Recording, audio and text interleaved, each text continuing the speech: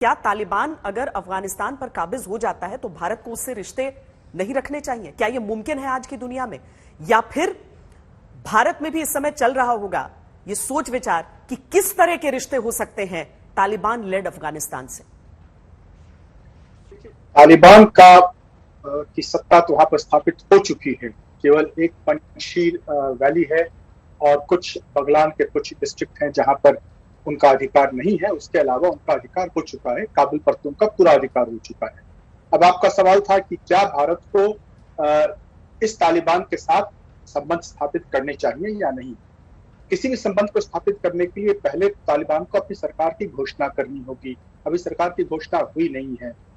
उसके बाद तालिबान को ये दिखाना होगा कि उन्होंने कानून व्यवस्था वहां पर स्थापित कर दी है काबुल में या काबुल के आसपास, ताकि वायु सेवाएं शुरू हो सकें।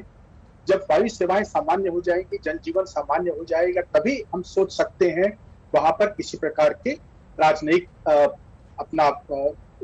राजनयिक भेजने के लिए। लेकिन उसके पहले हमें बातचीत करनी होगी। ये सत्ता केवल सत्ता परिवर्तन नहीं है तालिबान अफगानिस्तान में, ये एक आमूल परिवर्तन हो गया है। हमें देखना होगा कि जो हमारे द्विपक्षीय समझौते हुए हैं, करीब 12, 13, 15 ऐसे समझौते हैं, MOU साइन हुए थे, क्या तालिबान उनका पालन करना चाहता है? हमारे 4 कॉन्सुलेट थे, क्या तालिबान उन पर खोलने की अनुमति देगा हमें?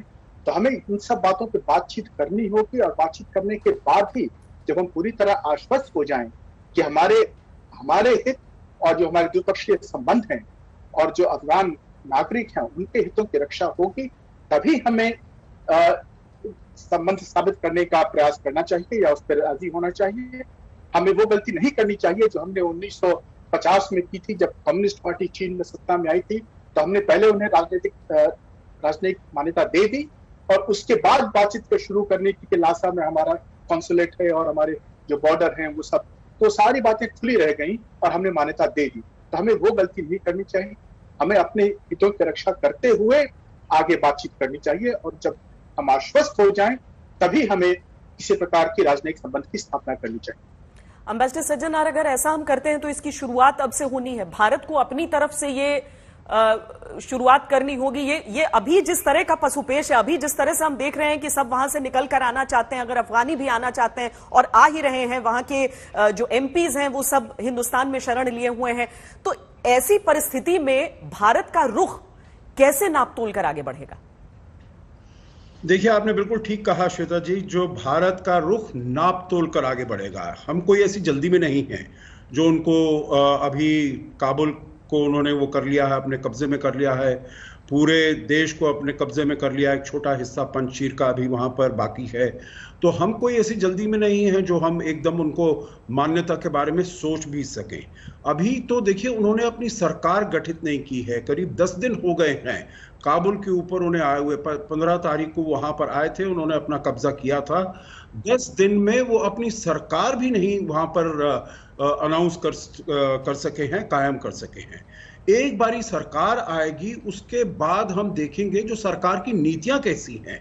जो हम जैसे बात करते हैं, जो मानवाधिकार हैं, जो महिलाओं के अधिकार हैं, जो माइनॉरिटीज के अधिकार हैं, जो जिसे हम कहते हैं gains and benefits of last 20 years, पिछले 20 साल में जो अफगानिस्तान ने तरक्की की है, जो आगे बढ़ा है, क्या वो वहां पर लड़कियों को स्कूल में जाने देंगे? क्या वो महिलाओं को बाहर आने देंगे और काम करने देंगे?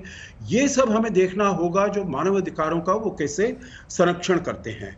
और जो हमें देखना होगा, जो हमारी रेड लाइंस हैं, जो वहां पर जैसे हम कह रहे हैं हमें बहुत चिंता है, जो जैश ए मोहम्मद है, लश्कर तैयबा है, क्या उनका प्रयोग किया जाएगा भारत के विरुद्ध टेररिस्ट अटैक करने के लिए, आतंकी घटनाओं को अंजाम देने के लिए? तो हमको ये उनसे बिल्कुल अपनी रेड लाइंस पर सेटिस्फैक्शन लेनी होगी।